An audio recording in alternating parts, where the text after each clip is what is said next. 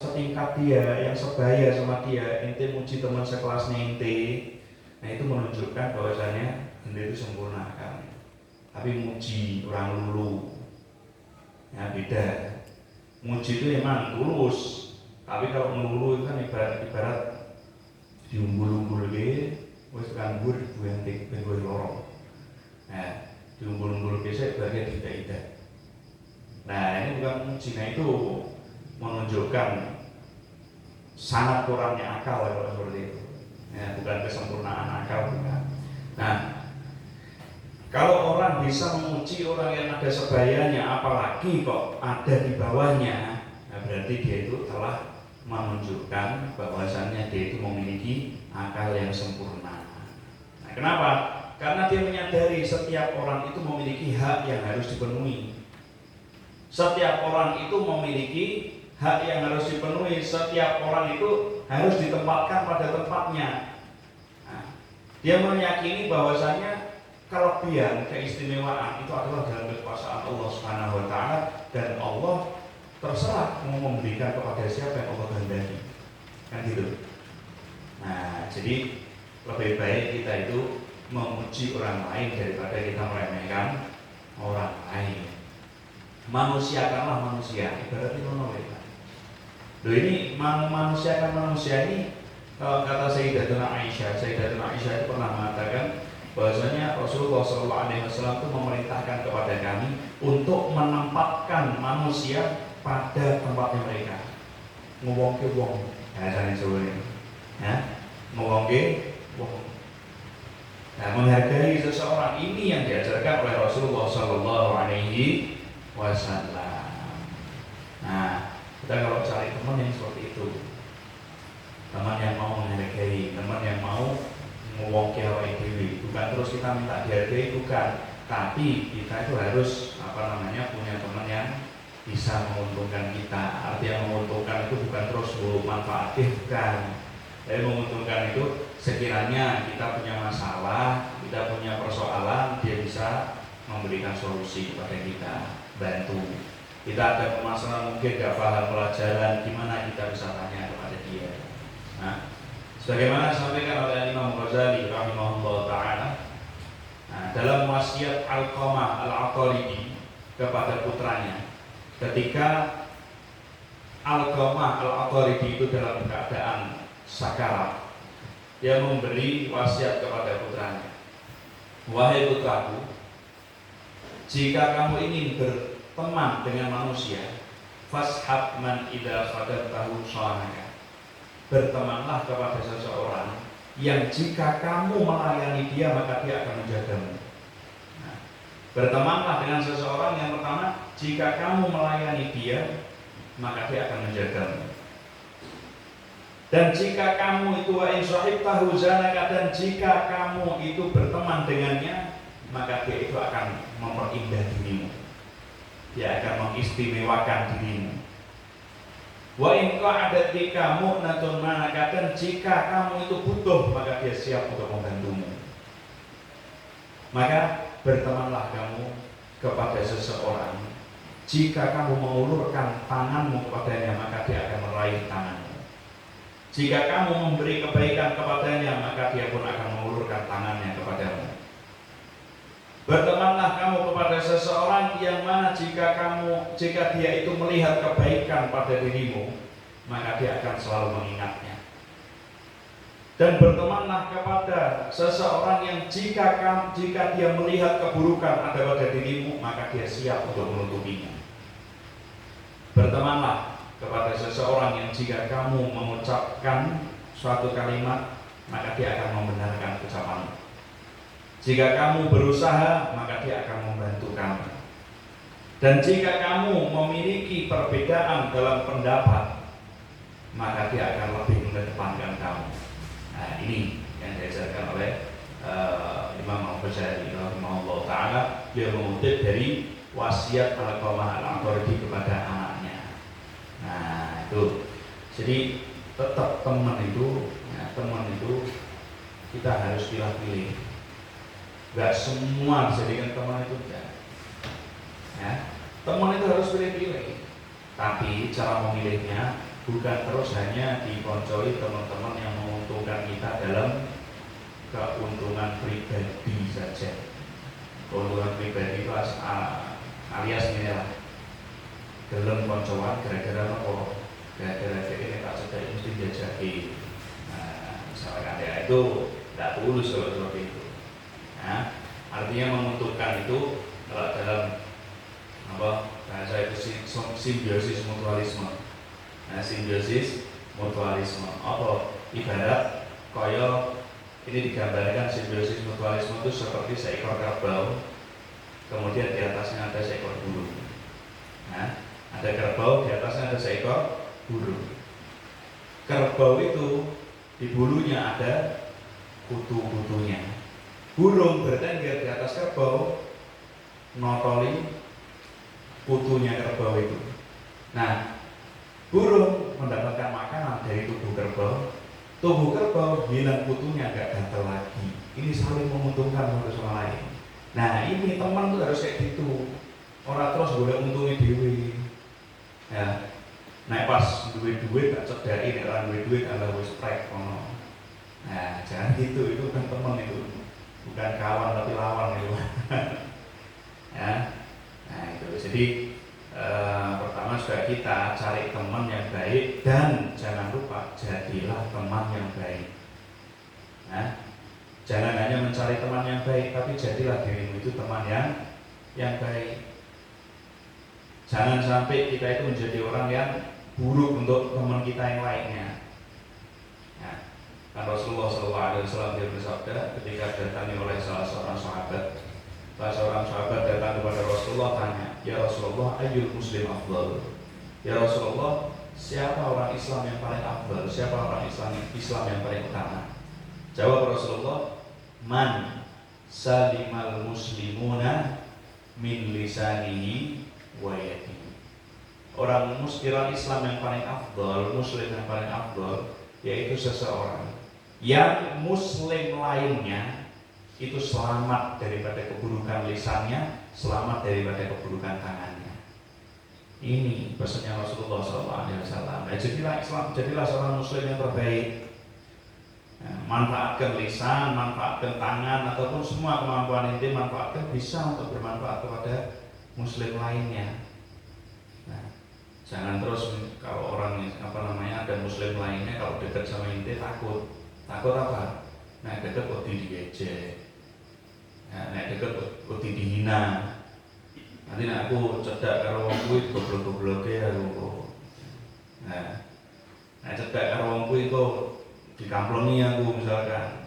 Nah, itu bukan seorang muslim yang baik. Nah, jaga lisan, jaga tangan daripada berbuat buruk kepada orang lain. Nah, itulah. Jadi carilah kawan yang baik dan jadilah kamu kawan yang baik. Nah, itu menunjukkan menunjukkan kamalul aqlir rajul, menunjukkan kesempurnaan akal seseorang. Nah, kemudian wa adallu dalilin ala tawadhu'ihi ridahu bit-ta'khir fi mawtinin yastahiqu fihi at-taqdim.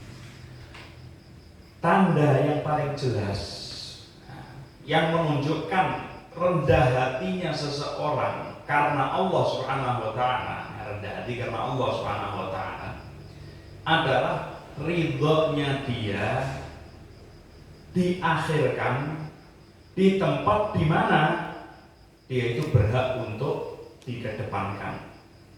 Nah, sebenarnya dia itu berhak untuk ada di depan, tapi dia rela untuk ada di belakang. Nah, itu salah satu tanda tawadhunya seseorang. Nah, tawadhunya seseorang. Seperti misalkan di majelis. Nah, di majelis, misalkan ini orang yang ditokohkan. Nah, misalkan ini orang yang ditokohkan. Sebenarnya ini berhak, itu punya hak untuk di depan. Itu punya hak untuk di depan. Kenapa? Ini tokoh kok. Ya. Nah, tapi karena itu datangnya telat, akhirnya tidak mau mesuk-mesuk ke depan. Itu rela untuk duduk di belakang. Nah, tanpa tendensi apapun, tanpa ada udang di balik batu lah, ente tidak punya niat apapun, tidak ingin dipuji, ente kok tawadhu, benda. Nah, karena memang ente, memang karena aku telat, aku tak belakang aja, misalnya seperti itu. Nah, gimana? Ini menunjukkan tawadhunya dia. Nah, ini menunjukkan tawadhunya dia. Nah, kemudian dia juga melihat kepada seseorang bahwasanya orang itu lebih baik dari dia. Ente, nah, salah satu tanda tawadhunya ente itu melihat orang lain itu lebih baik dari ente. Orang lain itu lebih utama dari ente. Nah, ini kita harus mengikuti Rasulullah SAW. Rasulullah itu juluki adalah Sayyidul Mutawadhi'in. Rasulullah itu adalah pemimpin daripada orang-orang yang tawadhu. Beliau tawadhu. Rasulullah SAW dia bersabda, Innallaha auha ilayya an tawadhu. Allah mewahyukan kepadaku agar kalian itu bertawadhu. Hatta la yafkhar ahadun ala ahadin wala yabghi ahadun ala ahadin. Tawadhu itu sampai gimana? Sampai ada seseorang satu sama lain tidak merasa lebih membanggakan apapun yang ada pada dirinya. Nah, jadi antara satu sama lain, si A dan si B, si A tidak merasa dia itu lebih daripada si B. Begitu juga si B tidak merasa dia itu lebih daripada si A. Ini adalah tawadhu. Nah, ini adalah tawadhu. Dan orang yang tawadhu itu akan diangkat derajatnya oleh Allah Subhanahu wa taala. Nah, bukan berarti ketika ada seorang yang tawadhu dia itu kemudian menandakan dia itu tidak mampu. Oh, enggak. Orang yang tawadhu nanti akan diangkat oleh Allah Subhanahu wa taala. Nah, sedangkan orang yang justru sombong bukan tawadhu. Nah, tawadhu kan lawannya sombong.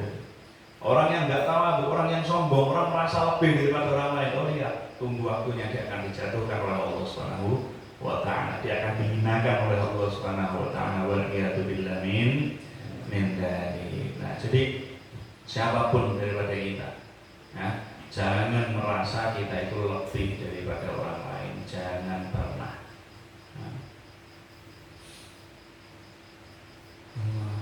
Nah, kemudian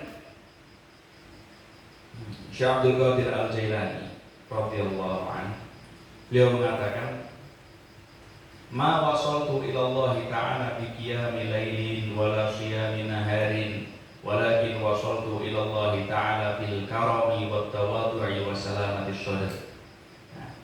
Sayyidina Syekh Abdul Qadir Al-Jailani, beliau mengatakan, aku tidak sampai kepada Allah Subhanahu wa taala, tidak mencapai derajat yang tinggi itu dengan qiyamul lailku. Aku tidak mencapai derajat yang tinggi dengan puasaku di siang hari. Aku tidak mencapai derajat yang tinggi dengan ibadah itu semua. Tapi aku sampai ke derajat yang tinggi di sisi Allah Subhanahu wa taala adalah dengan kedermawanan, dengan tawadhu, dengan kerendahan hati dan dengan kebersihan hati. Nah, dengan kedermawanan, dengan kerendahan hati dan dengan kebersihan hati. Itu yang menyampaikan Syekh Abdul Qadir Al-Jailani ke dalam ke derajat yang tinggi di sisi Allah Subhanahu wa taala.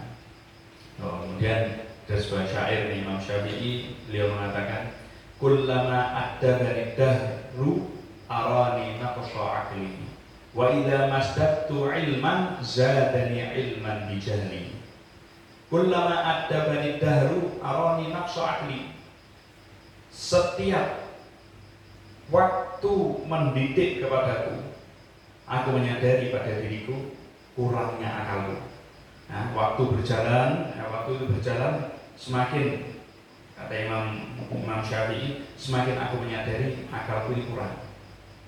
Wa idza masdatu ilman, dan setiap kali bertambah ilmuku, zadani ilman bijahli, bertambah kesadaranku bahwasanya aku ini bodoh.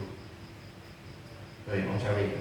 Setiap bertambah ilmunya, justru bertambahlah kesadaran bahwasanya aku ini bodoh. Kata Imam Syafi'i. Ini Imam Syafi'i. Nah, kita kan enggak. Semakin bertambah ilmu, semakin sok-sokan. mak yes padahal tak yes ya. Wes hafal, katakanlah wes hafal Alfian, ngerasa wong paling iso nahwu ae. Nah, padahal kalau Imam Syafi'i semakin bertambah ilmu, semakin dia menyadari bahwasanya dia itu bodoh, nggak punya apa-apa. Nah, ini tawadhu itu seperti itu. Nah itu. Jadi jangan terus kita merasa apa dengan ilmu itu kita bangga, dengan harta kita bangga, dengan jabatan kita merasa orang yang paling memiliki segalanya. Jangan. Nah, Imam Syafi'i beliau juga dalam perdebatan Imam Syafi'i itu mengajarkan tawadhu kepada kita. Biasanya kan orang kalau debat itu pengennya apa? Pengennya menang, pengennya pendapatnya yang menang, pendapatnya yang dianggap. Musuh debatnya dia, pendapatnya salah kabeh. Ngotot. Nah, ini biasanya terjadi pada Basul Masail. Nah, pada Basul Masail, Masya Allah, yang otot-ototan sampai bisa ece-ecehan sampai. Nah, ini sebenarnya agak berat bagus sampai ece-ecehan sampai otot-ototan seperti itu.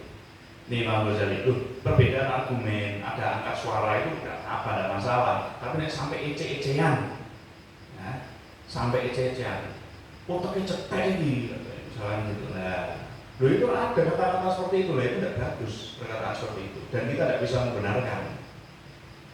Ucapan seperti itu keluar tidak bisa dibenarkan. Mau itu ucapan seorang yang punya jabatan kepada Bakul Esteh, ya tidak bisa dibenarkan seperti itu. Ya, nah, yang kita salahkan ya ucapannya, dan jangan terus kita menafikan hal-hal yang baik yang lainnya kemudian ditiadakan semua. Enggak, tetap ada yang baik-baik. Jangan terus gara-gara satu kejelekan kita menutupi kebaikan yang lain, tidak boleh seperti itu. Jadi pernah kita sampaikan, kalau tidak senang sama seseorang, jangan tidak senang sama orangnya, tapi tidak senang sama sifatnya atau kelakuannya. Karena kalau wis kadung ora seneng karo wonge, meh wong iku apik ya ora seneng awakmu. Paham ya? Nah, kalau tidak senang sama kelakuannya, ya ora senengi pas metu kelakuan elek iku itu. Paham ya? Nah, jadi ini nggak ada kejadian yang viral-viral ini. Insya Allah semua tahu. Nah, kejadian yang viral antara orang yang punya jabatan dengan seorang Bakul Esteh itu. Nah, itu jangan buat jelek-jelekkan. Jangan terus kita malah member kekurangan atau kesalahannya orang lain. Nah, kalau kita sesama orang Islam ya justru harus kita tutupi. Nah, artinya tutupi bukan berarti kemudian kita membenarkan yang salah, enggak. Tapi jangan, ente boleh mengatakan itu salah, lo memang salah kok. Tapi jangan terus kemudian ente ikut jadi orang yang nyacat atau mencaci maki, jangan. Paham ya? Nah, Imam Ghazali mengatakan Imam Syafi'i mengatakan majadaltu ahadan illa wadittu an yudhirallahu al-haqqa ala yadihi. Kata Imam Syafi'i, tidaklah aku berdebat dengan seseorang kecuali aku ingin agar supaya Allah Subhanahu wa taala menampakkan kebenaran itu dari orang itu. Tidaklah aku berdebat kepada seseorang kecuali aku tuh ingin Allah Subhanahu wa taala menampakkan kebenaran dari orang tersebut. Nah, ini kan berbeda sama kita ya. Yang kita berdebat sama orang, yo pengennya aku sing paling bener dewe. Kan gitu kan kalau kita. Nah, kalau Imam Syafi'i enggak, aku berharap Allah menampakkan kebenaran itu dari lawan debatku. Nah, ini tawadhu itu seperti itu. Orang terus otot-ototan, pokoknya aku sing bener, gue salah. Ya, salah seperti itu jangan. Nah, makanya banyak para ulama itu mengatakan inna min adabil jidal wal niqash an la yakuna al-maqsud min dzalik idharul ghalaba fi ma bainahum. Termasuk daripada adab-adabnya beradu argumen atau berdebat, adabnya itu hendaknya tidak memiliki tujuan untuk memenangkan pendapat pribadi. Nah, itu ada dalam debat. Tidak memiliki tujuan untuk memenangkan pendapat pribadi. Nah, Terus gimana? Tujuan debat itu, tujuan beradu argumen itu adalah agar supaya ada kebenaran di dalam satu permasalahan, ada jalan keluar dalam satu permasalahan, bukan terus pokoknya aku sing bener, sing liyane salah. Nah, ini ente sudah gagal di awal. Kalau orang punya berdebat kok tujuannya seperti itu, di awal ente sudah gagal.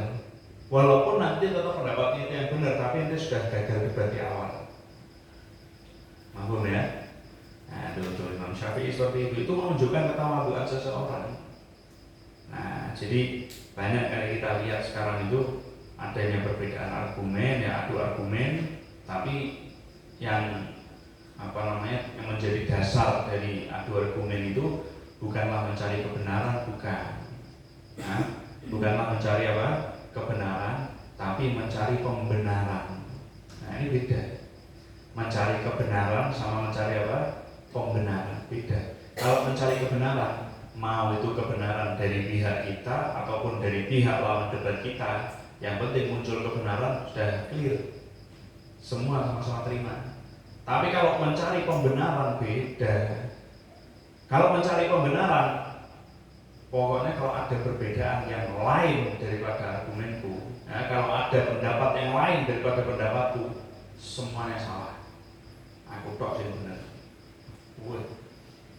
Nah ini kok sok-sokan siapa dia? Ya, walaupun dia ilmin alim. Di atas orang yang punya ilmu masih ada orang yang punya ilmu lagi. Jadi jangan merasa ente yang paling yang paling yes. Nah, tuh. Wa dalil dalilin ala ikhlasihi adamul mubalati bi isqatil khalqi fi jambil haqq. Dan tanda yang paling jelas yang menunjukkan atas keikhlasan seseorang di dalam beribadah kepada Allah Subhanahu wa taala adalah tidak peduli dengan murkanya orang lain ketika dia di dalam ridha Allah Subhanahu wa taala. Dia melakukan sesuatu yang Allah ridhoi, tapi orang lain nggak terima sama dia. Nah, contoh.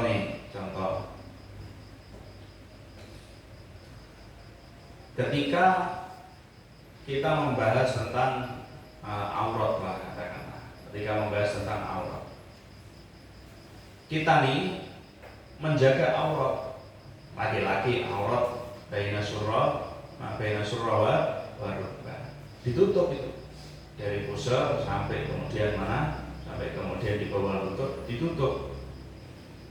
Tapi kumpulan kita pas futsal misalkan, nah pas bal-balan misalkan, rata-rata nganggone kapok ning dhuwur lutut. Nah, pas do salin ngono iki tinggal plotrok dengan awake dhewe. Ya, tinggal plotrok dicopot, kemudian kita ngomong dulu, aurat lho kudu ditutup, olahraga tetap kudu ditutup aurat. Nah, lah sok suci begini ya. Kita melakukan kebenaran enggak itu sebenarnya? Kita dalam ridha Allah enggak itu? Kita dalam ridha Allah. Tapi sak kumpulannya awake dhewe, iki gembaya iki padahal padha duwe ini kok. Dibilang sok suci misalnya. Nah, ini orang-orang murka, yang lain enggak senang, tapi kita tetap dalam ridha Allah Subhanahu wa taala. Nah, ini justru dia itu adalah orang yang ikhlas. Dia orang yang ikhlas. Dia mau mengingatkan orang lain, padahal dia tahu sebenarnya orang lain itu kalau diingatkan seperti itu dia tidak terima, tapi tetap dia ingatkan. Kenapa? Dia tetap dalam ridha Allah Subhanahu wa taala walaupun orang lain tidak terima. Ini ikhlas. Ya? Orang itu adalah orang yang ikhlas. Rasulullah SAW beliau bersabda, "Akhlisu a'malakum lillah." Murnikanlah, ikhlaskanlah amal-amal kalian karena Allah Subhanahu wa taala. Fa innallaha la yaqbalu illa ma khalaqa lahu. Karena sungguhnya Allah Subhanahu wa taala tidak menerima kecuali yang ikhlas lillahi taala, amal yang ikhlas lillahi taala. Nah, nih orang ini kadang-kadang orang itu bisa meraih sesuatu dengan keikhlasannya, ya, dengan keikhlasannya. Yang tidak bisa diraih oleh seseorang tanpa ikhlas, padahal usahanya sama. Ya, orang itu bisa mendapatkan hasil atau sesuatu dengan sebab ikhlas yang tidak didapatkan oleh orang lain tanpa ikhlas, padahal usahanya sama.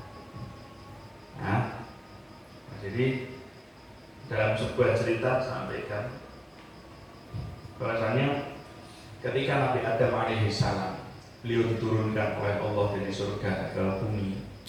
Ya. Nabi Adam itu disopo sama penduduk-penduduk bumi. Nah, mungkin dari ini dari sebelum Nabi Adam itu sudah ada kehidupan di bumi. Ya. Nah, mungkin seperti itu karena ada perbedaan pendapat juga. Wallahu a'lam. Ada perbedaan pendapat. Tapi jangan lupa bayangin terus berarti saat turun Nabi Adam ini dinosaurus. Ya wallahu a'lam makhluk itu apa ya, paham? Ya. Nah, itu ketika Nabi Adam ada di bumi, makhluk-makhluk itu berkelompok, ya. Katakanlah macan berkumpul. Ini contoh karena kita tidak tahu secara spesifiknya seperti apa, kita tidak tahu. Nah, macan itu kumpul, sobo ziarah ting Nabi Adam, sowan ting Nabi Adam. Nah, kemudian setiap makhluk itu dijamu kemudian sama Nabi Adam, disopo, dipanggil sesuai panggilannya masing-masing. Nah, orang terus dinyek sama orang, wong diceluk binatang, misalkan orang. Ya. Nah, dipanggil sesuai panggilannya masing-masing. Nah, satu ketika ada sekelompok rusa atau kijang. Nah, sekelompok rusa atau kijang itu datang kepada Nabi Adam, kemudian meluk salam, disopolah juga sama Nabi Adam. Dia mendekat, sekelompok rusa ini mendekat kepada Nabi Adam, terus dilus kalau Nabi Adam punggungnya, dilus. Nah, dilus sama Nabi Adam punggungnya. Setelah dilus sama Nabi Adam, di punggungnya rusa, di bagian belakang punggungnya itu ada segumpal darah yang membeku, yang jadilah itu wadah daripada misik. Ya, pernah tahu dan misik itu sebenarnya adalah dari darah rusa yang membeku. Minyak misik itu, minyak misik kan wangi, ya kan, wangi. Nah, itu sebenarnya dari darah rusa yang membeku bagian belakang ini. Nah, rusa yang sudah mulai dewasa itu biasanya nanti di belakangnya sini kayak batok kelopo itu loh, batok kelopo cilik. Kemudian dia merasa gatal bagian punggungnya ini, yang seterusnya dia gesek-gesekkan di pohon, digesek-gesek ke pohon, garuk-garuk, digesek-gesekkan pohon, keluarlah itu wadah misik itu. Ya, keluarlah itu wadah misik. Nah, itu minyak misik itu dari itu. Nah, setelah dilus sama Nabi Adam, keluarlah itu wadah daripada minyak misik di punggung rusa itu. Kemudian sekelompok rusa ini balik ke kawanannya yang lain yang tidak ikut menuju Nabi Adam. Yang lain yang tidak ikut tadi, yang tidak dilus sama Nabi Adam, nggak keluar misiknya itu. Nah, mereka akhirnya pada mengatakan, loh, kamu kok bisa punya misik seperti ini itu dari mana? Kamu kok bisa punya misik seperti ini dari mana? Mereka mengatakan, oh, kami tadi sowan ke Nabi Adam, kemudian dilus sama Nabi Adam, akhirnya keluarlah misik ini, wadah minyak misik. Akhirnya rame-rame, mereka yang belum datang lagi, rame-rame datang ke Nabi Adam, uluk salam ke Nabi Adam, akhirnya dijawab, disopo ke Nabi Adam. Setelah itu dilus ke Nabi Adam. Berdilus ke Nabi Adam, nggak ada efek apapun, nggak muncul misik dari belakangnya, itu nggak muncul. Kembali ke kawanannya yang keluar misik dari belakang. Loh, kami ini sudah berusaha melakukan seperti yang kalian lakukan, tapi kok nggak keluar di kami misik itu, kok nggak ada misik di tubuh kami. Kemudian dari satu kawanan itu mengatakan, kami datang kepada Nabi Adam, itu untuk berkunjung, untuk silaturahim lillahi ta'ala. Sehingga Allah memberikan keutamaan ini. Sedangkan kalian datang ke Nabi Adam bukan lillahi ta'ala, tapi kalian datang ke Nabi Adam itu untuk misi, bukan lillahi ta'ala. Karena itu kalian tidak mendapatkan apa yang diinginkan. Nah itu loh. Jadi ente semua kalau menginginkan sesuatu, belajar ya lillahi ta'ala, ente kerja ya lillahi ta'ala. Jangan khawatir, masalah hasil itu sudah ditentukan sama Allah Subhanahu wa ta'ala. Nah, kalau manusia mungkin manusia itu menilai hasil, manusia memandang hasil, tapi Allah Subhanahu wa ta'ala memandang proses. Nah, itu loh perbedaannya. Kita dinilai sama manusia dari hasilnya kita. Nah, kita kerja kok iso sugih, ini berarti hebat. Nah, kerja kok iso sugih itu berarti hebat. Nek orang sugih berarti urung hebat. Nah, itu manusia, itu pandangan manusia. Tapi Allah tidak memandang pada itu. Hasil Allah yang memberi. Hasil itu Allah yang memberi, Allah yang menentukan. Tapi manusia wajibannya adalah untuk berusaha. Nah, jadi Allah memandang, oh ini mau usaha, wes tak kei. Nah, tak kei. Nah, tapi nanti ketika proses, ketika nanti berusaha, ketika nanti belajar, wes pokoknya lillahi ta'ala aja. Thalibul ilmi tugasnya yo moco yo nulis. Tugasnya moco yo nulis yo hafalan. Adapun hasil, ya, serahkan kepada Allah Subhanahu wa taala. Al-ata' min Allah.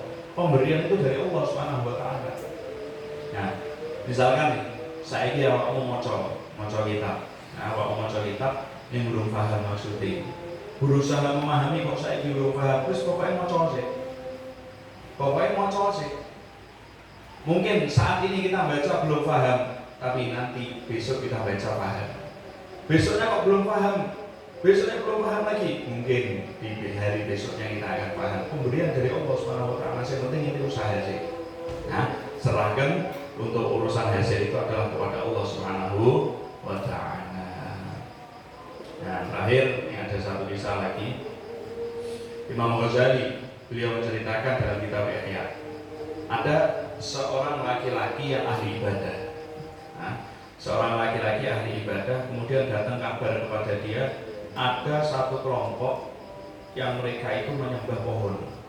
Nah, mereka itu menyembah pohon. Akhirnya dia tidak terima kok ada kelompok yang menyembah selain Allah, dia tidak terima. Keluar dia untuk menebang pohon itu. Akhirnya iblis mengatakan kepada dia, kalau kamu potong pohon itu percuma aja, mereka akan menyembah pohon yang lain lagi. Sudah kamu kembali aja untuk ibadah. Nah, akhirnya dia mengatakan, aku harus untuk memotong pohon